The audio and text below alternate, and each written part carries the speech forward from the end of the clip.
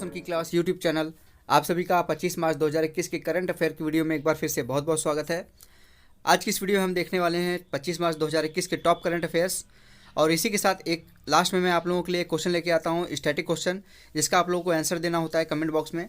तो पूरी वीडियो इसके लिए ध्यान से देखिएगा, क्योंकि लास्ट का क्वेश्चन मैं रेगुलर बेसिस पे ले आऊँगा, जो कि आप लोग अगर किसी भी एग्जाम की प्रिपरेशन कर रहे हैं उसके लिए अगर स्टैटिक पोर्शन अगर आप पढ़ना चाहते हैं रेगुलर बेसिस पे, तो वहाँ पे लास्ट का एक क्वेश्चन इंपॉर्टेंट क्वेश्चन होता है, वो ज़रूर देखिएगा और उसका कमेंट करिए, उसका आंसर कमेंट करिएगा।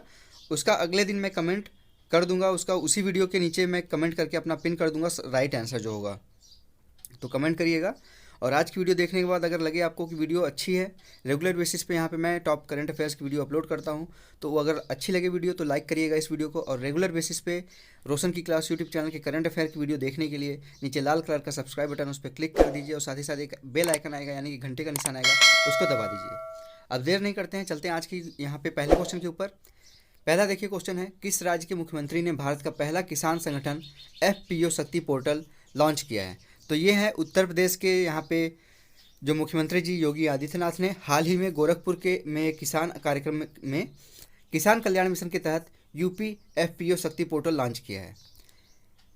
किसान उत्पादक संगठन केंद्रीय पोर्टल किसानों उत्पादक समूहों, व्यापारियों और UP सरकार के कृषि और अन्य संबद्ध विभागों को एक मंच पर लाएगा।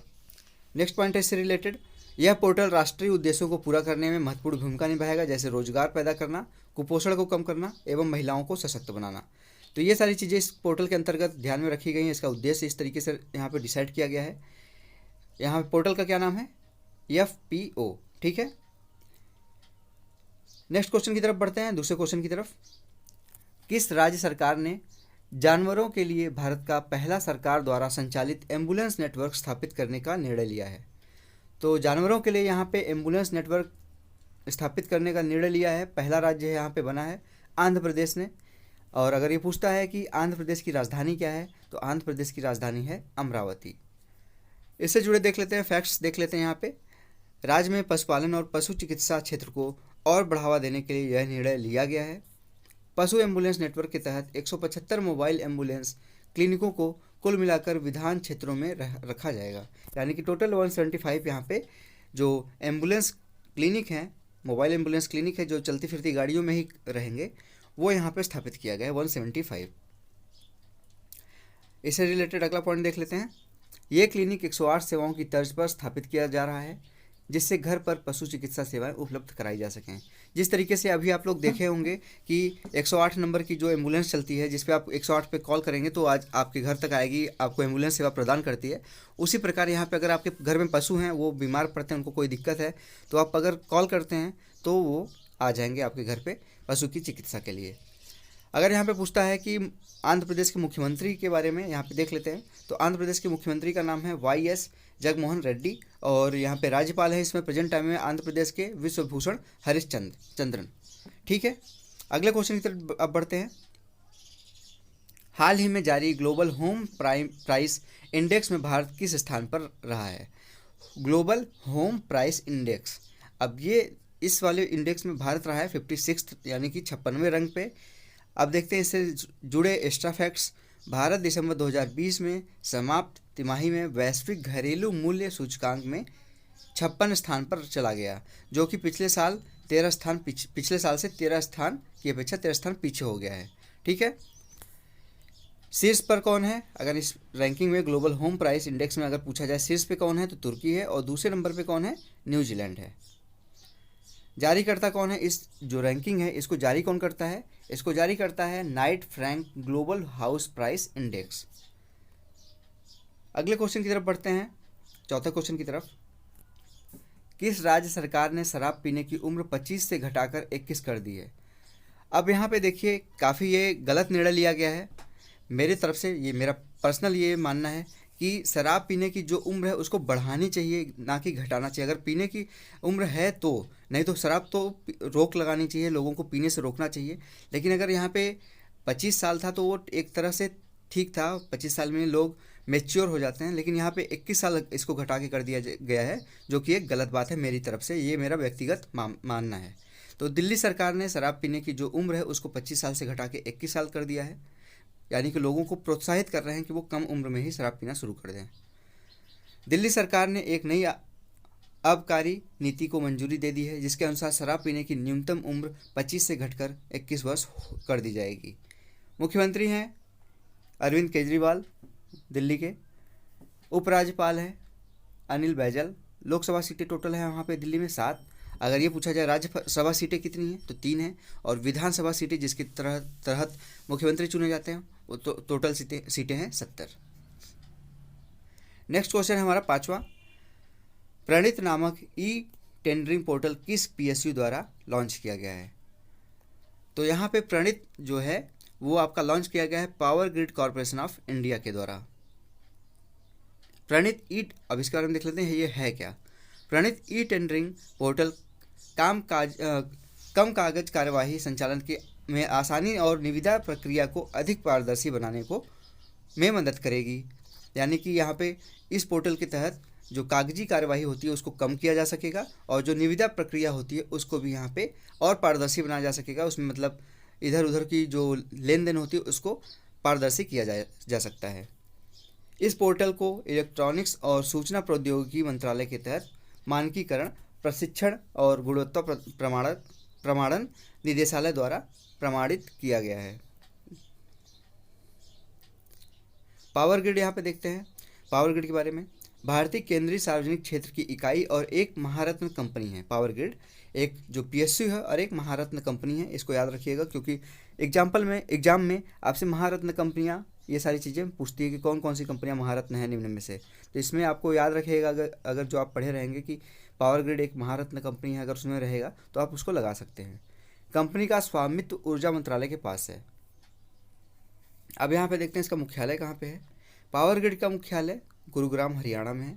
चेयरमैन और एमडी कौन है इसे पावर ग्रिड के? तो कांदी कुप्पा श्रीकांत जी इसके पावर ग्रिड के चेयरमैन और एमडी हैं।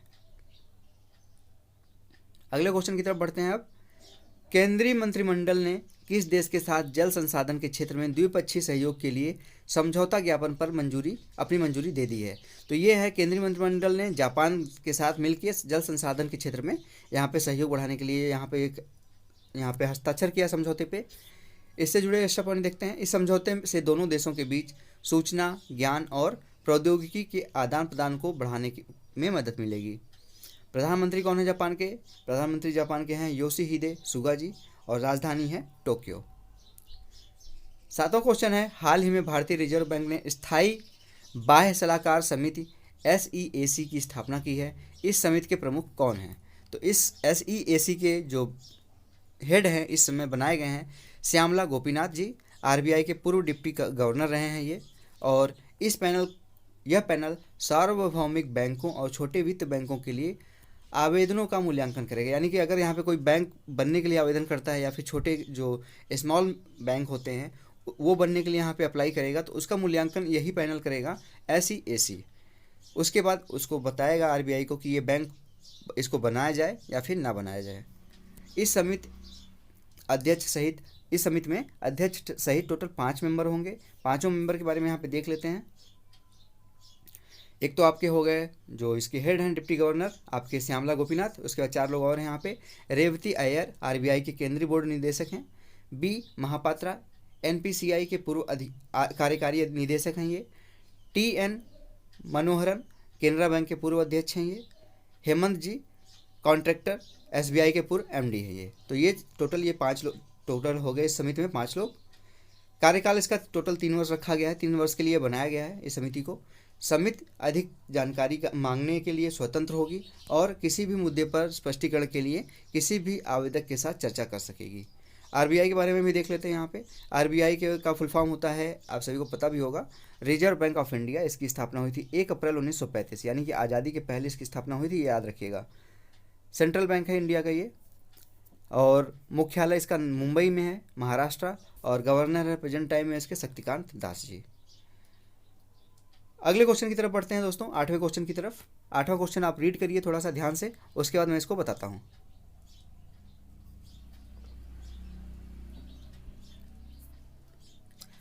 8वां क्वेश्चन है, विश्व टीबी दिवस हर साल कब मनाया जाता है? तो ये आपका कल था 24 मार्च को। 24 मार्च को हर साल विश्व टीबी दिवस मनाया जाता है।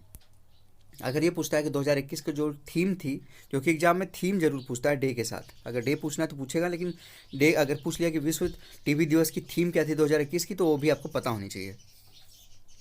तो 2021 की जो थीम थी वो थी द क्लॉक इज टिकिंग।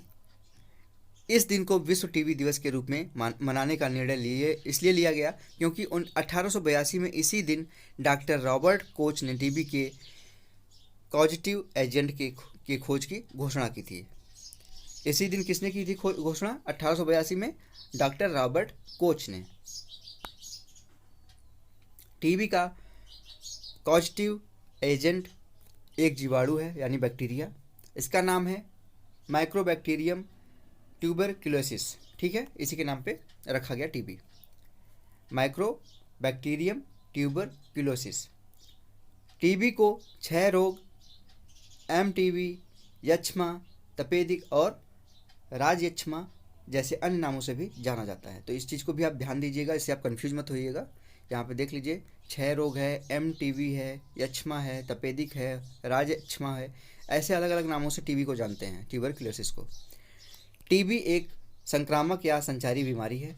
यह रोग संक्रमित लोगों के खांसी, छींक या श्वसन के संपर्क में आने से फैलता है। संयुक्त राष्ट्र के लक्ष्य में टीबी उन्मूलन विश्व से 2030 तक खत्म करने का लक्ष्य रखा गया है। संयुक्त राष्ट्र जो है यूनाइटेड नेशन है, इसका टीबी को विश्व से खत्म करने का लक्ष्य रखा है 2030 तक की। 2030 तक विश्व से टीबी को खत्म कर दिया जाएगा। लेकिन यहाँ पे मैं आप लोगों को एक एक्स्ट्रा फैक्ट बताता हूँ कि भारत ने जो टीबी को खत्म करने का लक्ष्य रखा है वो 2025 है। इस चीज़ को याद रखिएगा।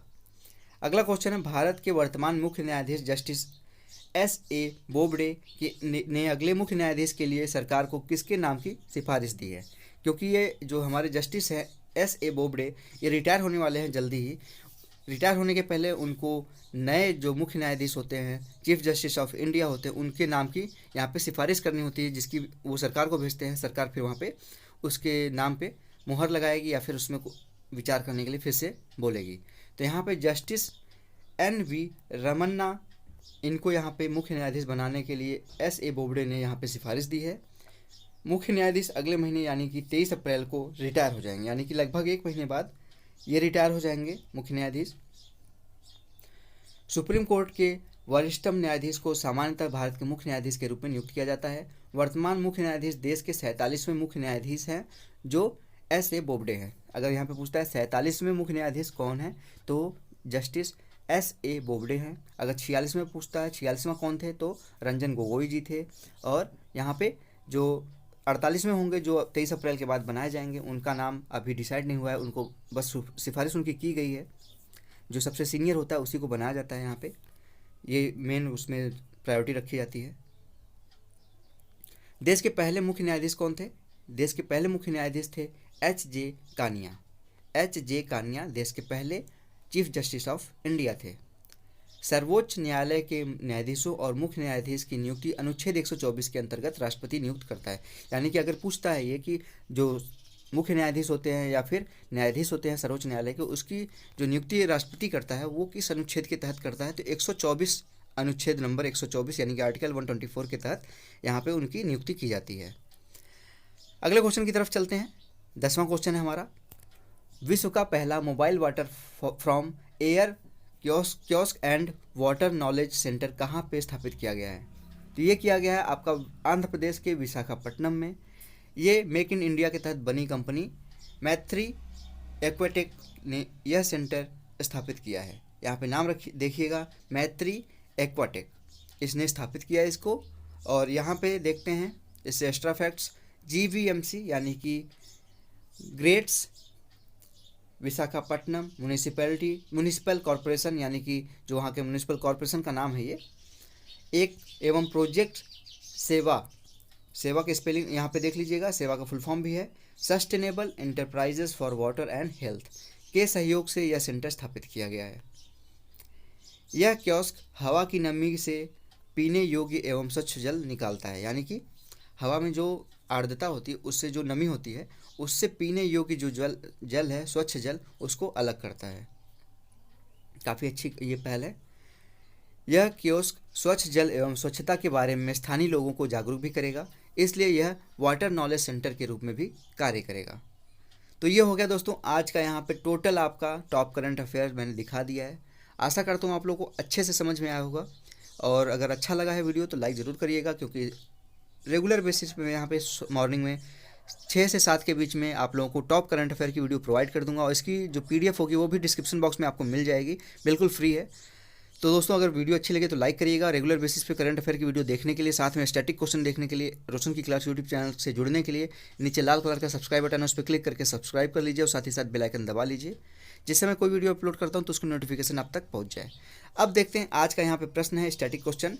आपको बताना है इसका आंसर कमेंट बॉक्स में। कंप्यूटर साक्षरता दिवस कब मनाया जाता है? कंप्यूटर साक्षरता दिवस कब मनाया जाता है, इसका आंसर आपको कमेंट बॉक्स में करना है। उसका आंसर मैं आज कल की वीडियो के पहले मैं आप लोगों को कमेंट में ही पिन कर दूंगा, सबसे ऊपर आपको इसका आंसर दिखेगा, तो उस चीज़ को आप देख के सही आंसर भी देख सकते हैं। तो फ्रेंड्स मिलते हैं नेक्स्ट वीडियो में, तब तक के लिए आप लोगों का बहुत बहुत धन्यवाद। जय हिंद, वंदे मातरम।